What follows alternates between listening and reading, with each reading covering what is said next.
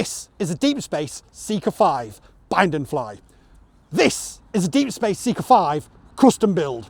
We're going to fly them around the field today and we're going to find out, can a custom build version of the drone that I have said for a long time is my favourite and best drone of last year actually beat it, or will this still remain the king?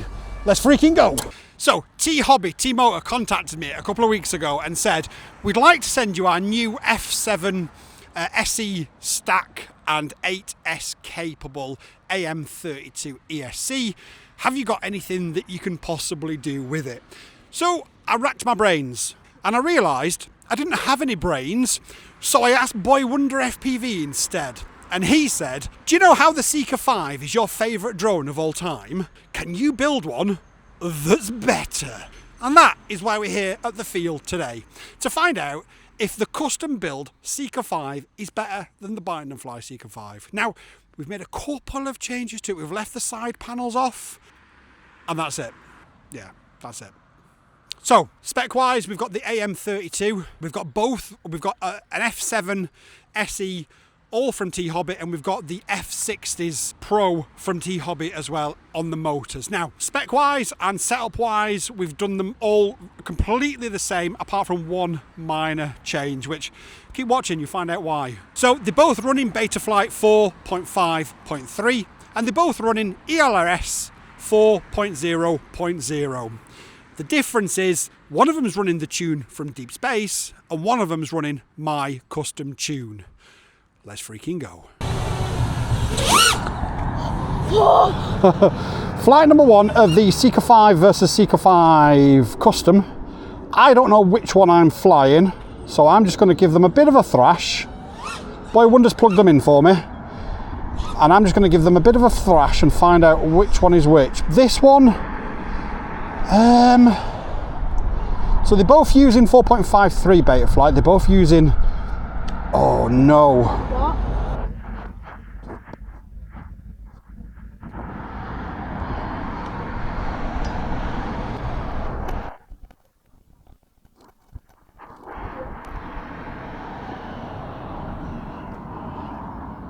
This one actually feels really, really floaty. Now we've removed all of the OSD elements, so we really can't tell which one is which. Wow, this does feel the DeepSpace Seeker5, my favourite drone of last year, was not underpowered in any way, shape or form, but this just feels like it's on steroids.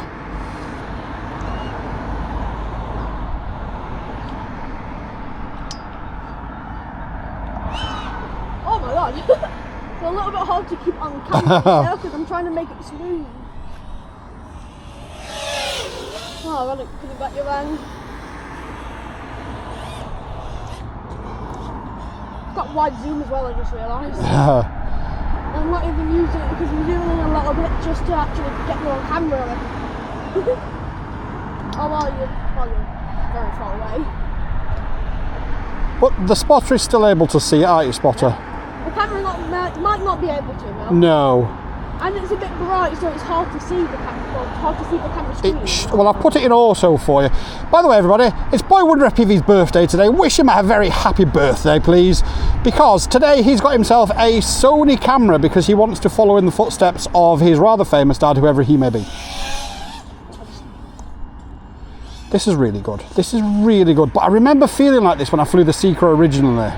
Mind the reeds. Don't want that incident to happen again. We most certainly do not. Especially when this may be, and I don't know, I'm not gonna stake a claim until I've flown the next one, but this may be a brand new drone. Ooh. It's just so good. But like I say, I do remember feeling this way when I flew the Seeker5 for the first time as well, so it could just be I've got that Seeker5 feeling again. 3 minutes flight time, oh, wow. 3.7 volts. I have 3 minutes left on this SD card. Is that all? Yep, only 3 minutes left. Let's do an inverted yaw spin. BoyWonder loves it. Hi. Whee! I don't know if I caught you on camera. Did you call me in 4K? I mean, this camera is 4K, so. I've got 2 minutes left on this SD card. I'm going to stop recording. Okay. Oh, I think it's just died. Oh, I've stopped recording. But only 2 minutes? That's crazy. It should be more than that. No, literally, on the SD card thing, it said 2 minutes left. I wonder if it wasn't format. I wonder if it had something on it already. Oh yeah, maybe format it. Ooh, okay. I'm gonna go up and over. I'm gonna go up and over. Okay, I'm not recording. So. No. But just in case it falls out of the air. Yeah. I think I remember how to phone them. Right? You need to go to the menu, I think. You do. I'm trying to keep an eye on you and the drone. Okay, I'm going to come back and land. Okay, so I'm flying the DeepSpace Seeker other one. And I genuinely don't know which one this is.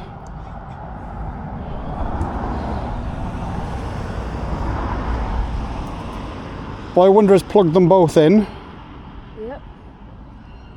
I'm going to remember how to change the shutter speed. Now luckily, BoyWonder's a very sensible, clever boy, yeah, and can plug LiPos in without taking his fingers off. Yep. However, I wouldn't necessarily trust a child to do that, but BoyWonder's been around these drones since he was, how old BoyWonder, about 6? Yeah, maybe 5, I think.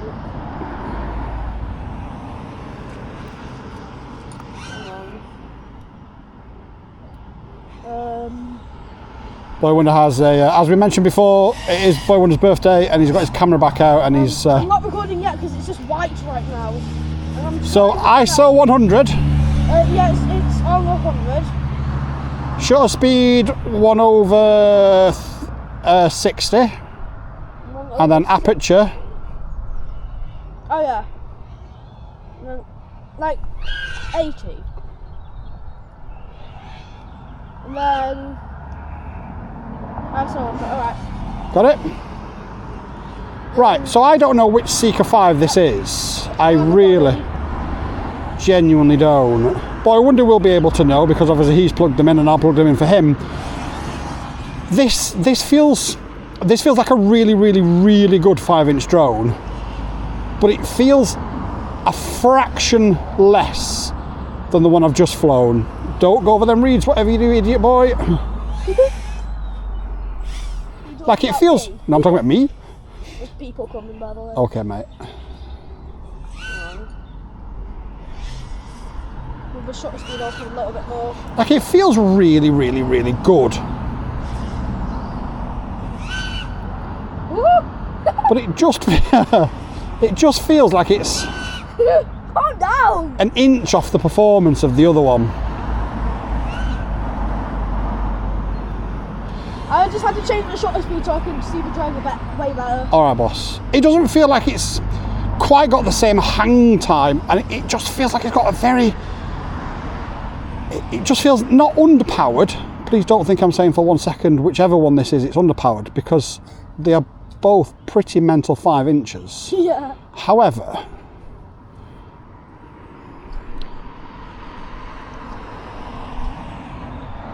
it just feels like it's got a tiny bit less power.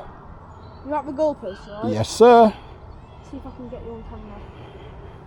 I think I am. I'm really testing how steady I can hold this. The answer is not very steady. Yeah, it's very hard, isn't it? I'm going to go up and over the tree behind us. Because it's a bit cold.